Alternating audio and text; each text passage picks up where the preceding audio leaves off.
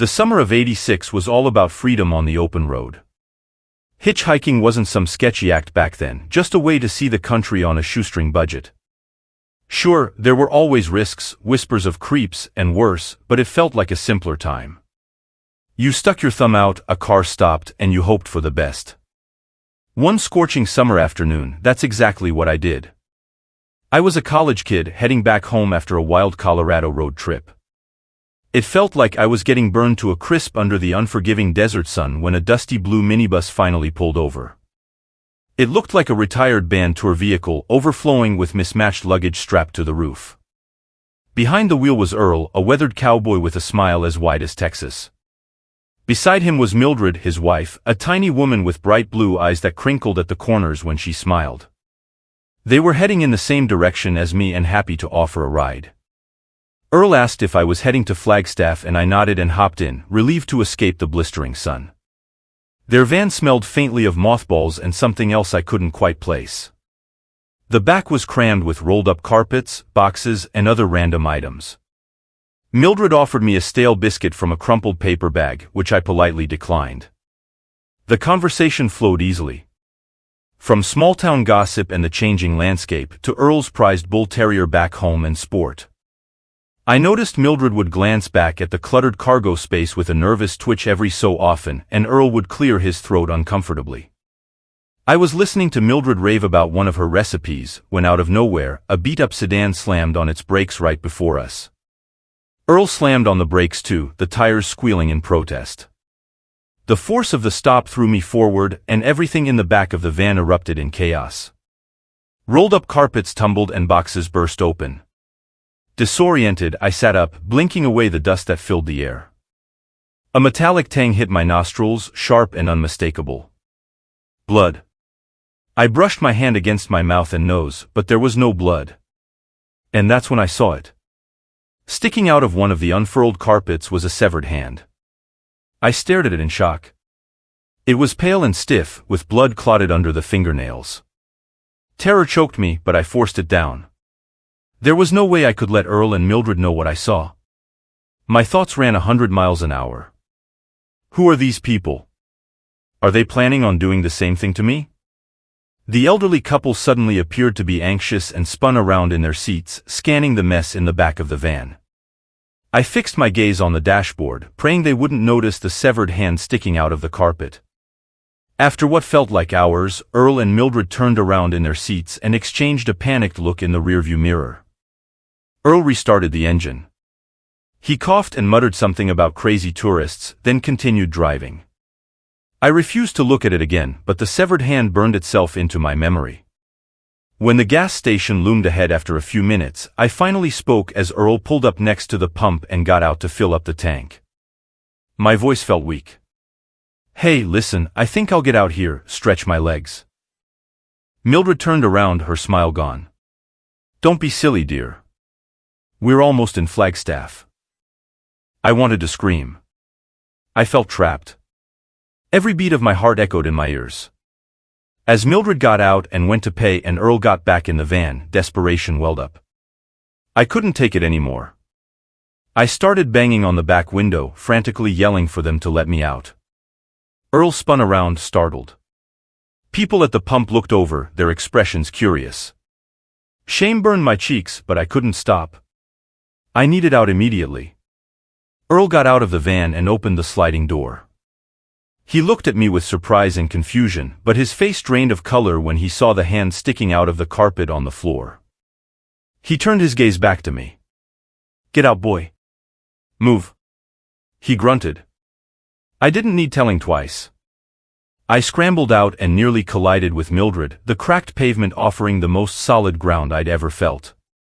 The van roared to life, tires screeching as it sped away. I watched it disappear into the dust cloud, the horrifying secret it carried swallowed by the vastness of the desert. I stood there, gasping for breath, adrenaline pumping through my veins. An old lady from the gas station approached, her gaze flickering between me and the vanishing van.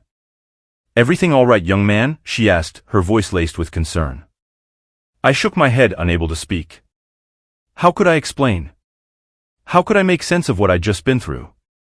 She offered me a cup of coffee, her kindness a lifeline in the storm of fear. I drank it black, the bitter taste grounding me, forcing back the rising tide of nausea. My mind drifted back to the seemingly friendly old couple and their van. Why was there a severed hand rolled up in the carpet? Was the rest of the body also rolled up in the other carpets?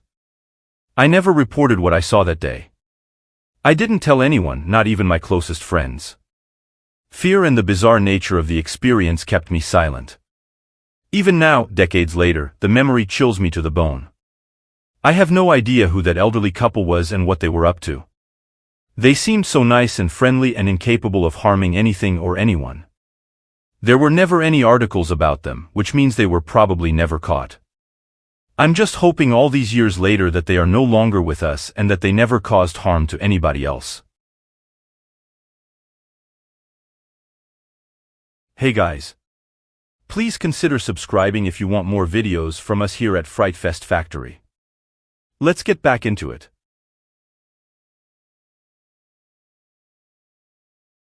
The late afternoon sun dipped lower in the sky, casting long shadows across the deserted road. It was supposed to be a relaxing drive to visit my parents, a chance to escape the city's chaos for a little while. But things were about to turn out much different than I planned. Mile after mile, all I saw were towering pine trees and the occasional, skeletal remains of abandoned buildings. Around the halfway point, a lone mechanical workshop materialized on the horizon. The closer I got, the more abandoned the place appeared. Peeling paint clung to the walls like scabs, and weeds choked the surrounding gravel. I continued onwards, not giving it any more thought. After another few minutes of not seeing anything else but trees, my car started to make some strange sounds I'd never heard before. My phone, as expected in this rural area, displayed a single bar of reception. I tried dialing my dad's number to ask him about the strange sounds my car was making. It rang twice before a burst of static filled my ear, then silence. Frustration gnawed at me. I was still a good few miles from my parents' place, and couldn't afford to get stranded here in the middle of nowhere. After about another mile, my car finally gave in and came to a stop with a cloud of smoke coming out under the hood of the car. Feeling anxious, I got out of my car and held my phone in the air in the hopes of getting better reception, but luck was not on my side, it seemed. With a heavy heart, I decided to walk back to the workshop I saw a few miles ago. As I started, a rustle from the tree line sent a shiver down my spine. I quickened my pace, ears straining for any further sound. The air, thick with the scent of pine needles and something vaguely metallic, did little to calm my racing heart. Reaching the workshop, I cautiously pushed open the creaking door. Dust danced in the sunrays peering through the dirty windows. A pungent odor, a mix of oil and something far more unsettling, filled my nostrils. Despite the obvious abandonment, a glimmer of hope remained.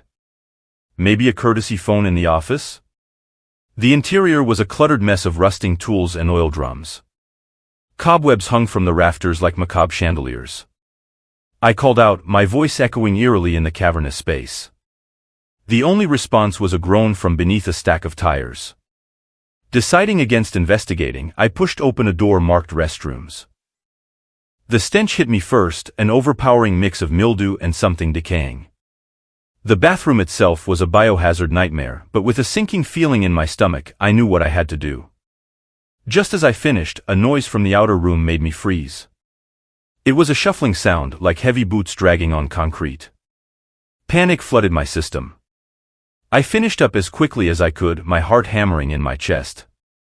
With trembling hands, I reached for the doorknob. The door swung open to reveal a scene straight out of a nightmare. A man stood there, body grotesquely deformed. His head was abnormally large and seemed to be too big for his body. One of his eyes was smaller than the other and was not symmetrical to the other one. His neck seemed to curve at a strange angle to the side, which didn't seem humanly possible. Suddenly, while I was still processing what I was seeing in front of me, he lurched towards me, arms outstretched, emitting gurgling sounds that made my hair stand on end. A primal scream ripped from my throat. I ducked under his grasp and bolted past him, the stench of decay filling my lungs. I slammed into another figure, another man, this one younger, with the same horrifying disfigurement etched into his features. He grabbed at me with surprising strength, but adrenaline fueled my escape. I stumbled into another room, the door swinging shut behind me with a sickening thud. It was dark, the only light filtering in from a crack above the door. My vision adjusted slowly, revealing a shocking sight in front of me. I smelled it first, and then I saw it. Decaying carcasses of what looked like dogs and other small animals. The stench in here was overwhelming, and a fresh wave of nausea washed over me. Before I could react, I doubled over and emptied my stomach onto the grimy floor. As I gagged, I heard a movement. Glancing up, I saw two more figures standing at the other side of the room, their silhouettes outlined against the weak light. They shuffled forward, arms outstretched, guttural sounds escaping their deformed throats. One of them appeared to be female and the other looked smaller, childlike even. I turned around, scrambling to my feet, and sprinted back towards the door to exit the room I just entered. When I burst through it, the two men who waited on the other side seemed surprised when I knocked them down. I stumbled slightly, but regained my balance and sprinted as fast as I could to the exit of the building. Tears streamed down my face as I raced back to my car, the image of the deformed child seared into my brain. My car keys tumbled from my trembling fingers as I fumbled to unlock the door. Finally, I slammed it shut, but locking the doors offered little comfort. My breaths came in ragged gasps, the taste of bile still lingering in my mouth.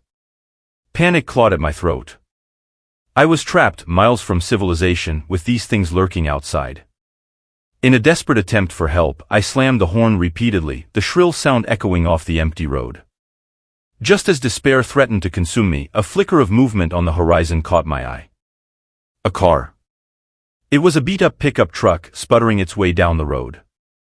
With a surge of hope, I scrambled out of my car and waved frantically.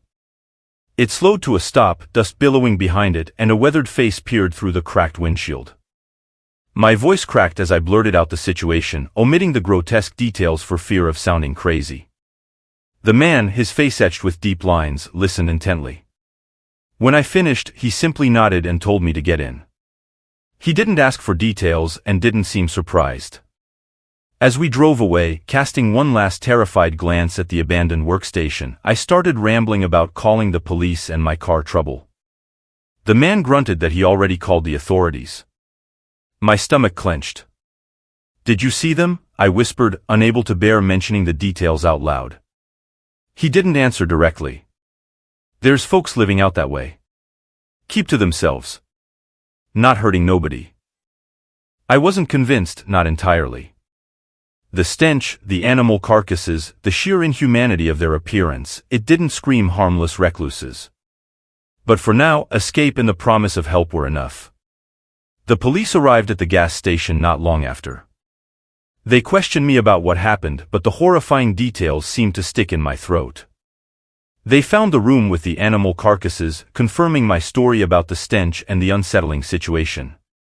However, those people I saw were nowhere to be seen. The police chalked it up to isolated people living off the grid and not wanting outside contact. My car was towed, and my dad came to fetch me. Feeling exhausted and knowing I was safe, I fell asleep against his shoulder. The events at the gas station remain a haunting memory. It was like something out of a horror movie brought to life, or perhaps there was something more to it, a story of isolation and deformity that created its own kind of horror. Whatever it was, it left me with a chilling reminder.